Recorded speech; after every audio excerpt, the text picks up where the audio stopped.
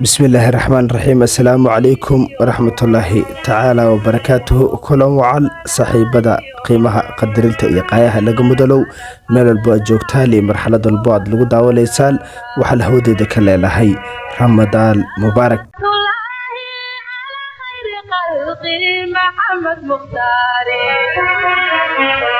maanta waa maalintii 17aad ee bisha barakeysan ee Ramadaan waxaa muuqaalkeena dabcan haduu Allah uu dal raali ka noqdo ee lagu hadli doona sidee cibaadadu loo sii wadaa Ramadaanka kadib. quraankiyo xadiiskiyo xuduudkii Ilaahay xabiibkii udgoona xariirkiisa raaco xanaaneeya diinto xoogeeya soonko xanaaneeya diinto xoogeeya soonko.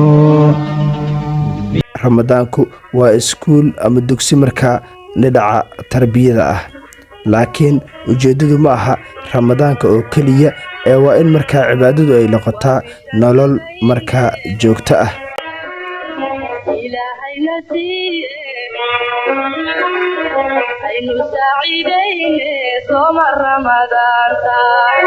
waxaana dabcan haduu Allah uu dal raali ka noqdo daqiiqadaha in soo aadan muuqaalkeena ay ku korfeel doona sidee cibaadadu loo sii wadaa Ramadaanka kadib. waxaan eegi doonaa dabcan fahamka saxda ah ee cibaadadu iyo sidoo kale calaamadaha Ramadaanka la aqbalay marka lagu aqoonsado sida cibaadadu marka loo sii wado. talooyin marka cad oo ku saabsan ayaan haduu Allah uu dale raali ka noqdo muuqaalkan idinku soo baahin doona.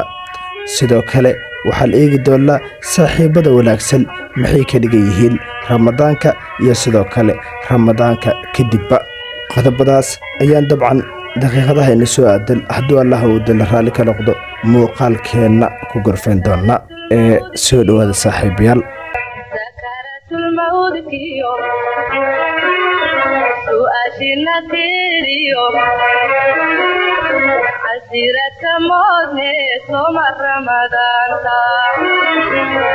Ramadaanku waa iskuul tarbiyo, laakiin ujeedadu ma aha Ramadaanka oo kaliya ee waa in cibaadadu markaa ay noqotaa nolol joogto ku ah.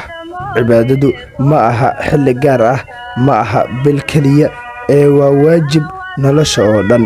Allah subhanahu wa ta'ala waxa uu yiri ilaahay caabud ilaahay ku timaado geeridu. waxaana Allah subhanahu wa ta'ala hadalkaasi uu ku yiri suuratu al-Hajr aayada 9. quraankiyo xadiiskiyo xuduudkii Ilaahay xabiibkii udgoona xariirkiisa raaco xanaaneeya diinto xoogeeya soonko xanaaneeya diinto xoogeeya soonko. Ramadaanku waa tababar kadib Ramadaankuna waa imtixaanka dhabta ah.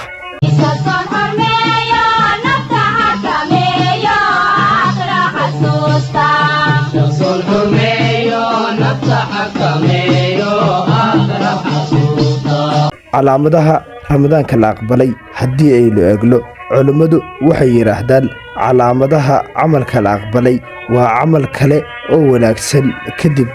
haddii salaadaadu ay sii socoto quraankaaguna uu sii socdo dambigiina aad markaa ka fogaatay Ramadaankaagu waa uu faa'iideeyay. hajoojin cibaadada si kadis ah. qaladka weyn ee dadkeenu ay sameeyaan waa in Ramadaanku markaa ay la yimaadaan cibaado badan halka Ramadaanku kadibna aysan waxba jirin. taa beddelkeeda yareey, laakiin hajoojin cibaadadu Ramadaanka kadib. joogteen yar ayaa ka qayr badan goosashadu.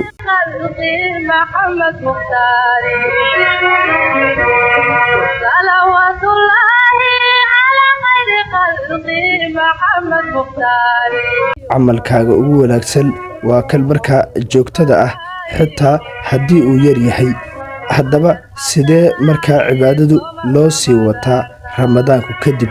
salaada ilaali 5 salaadood waqtigooda, sidoo kalena ku dar sunooyin markaa yaryar.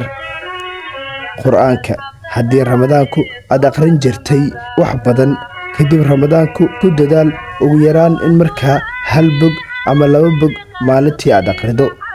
soonka isniinta iyo khamiista ama 3 maalmood bil kasta haddaba waxay ku xiran tahay inta adigu marka aad awooddo ducada iyo istikfaarta subax iyo galab ugu yaraan waa inaad la timaadaa 100 istikfaar maalintii qur-aankiyo xadiiskiyo xuduudkii ilaahay xabiibkii udgoona xidhiidhkiisa raaco xanaaneeya diintoo xoogeeya soonko xanaaneeya diintoo xoogeeya soonko hagaag ka digtoonow ku noqoshada dembiyada ramadaanka kadib shayaadiintu waa ay soo laabanayaan dembiguula waa uu sii qurux badlaanayaa laakiin qalbiga ramadaanku markaa la edbiyey wuu adkaanayaa dembiga lagu noqdo ramadaanka kadib waa khasaare dabcan aad u weyn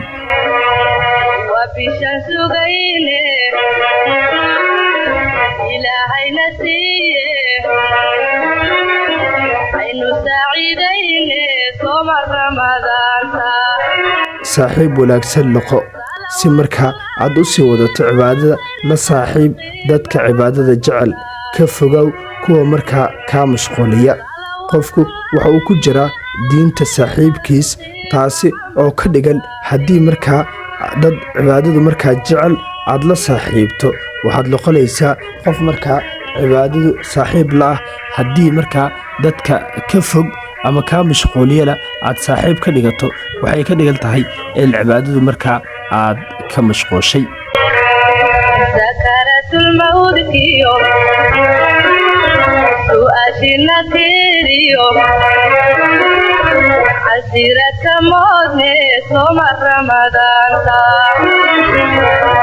guud ahaan daawadayaal muuqaalkeelii kooblaa oo aynu kaga hadleelay sida cibaadadu markaa loo sii wado ramadaanka kadib intaas ayaan ku soo koobaynaa maanta waxay ahayd maalintii 17aad ee bisha barakeysan ee ramadaan waxaana muuqaal kale uu ka mid ahaa muuqaalo taxalo ah oo aan ugu talagalnay bisha barakeysan ee ramadaan in daawadayaasheennu aan u soo baahino tani inta muuqaalkan kiisa xiga aynu ku kulmi doonno waxaan idinkaga tegaynaa sidaas iyo nabadgelyo ramadaan mubaarak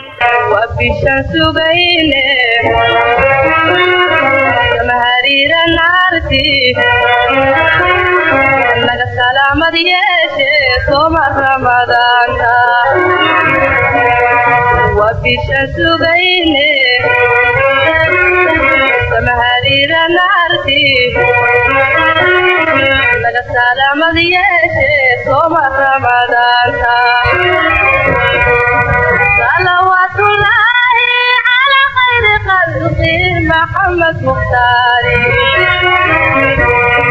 صلوات الله على خير خلقه محمد مختاري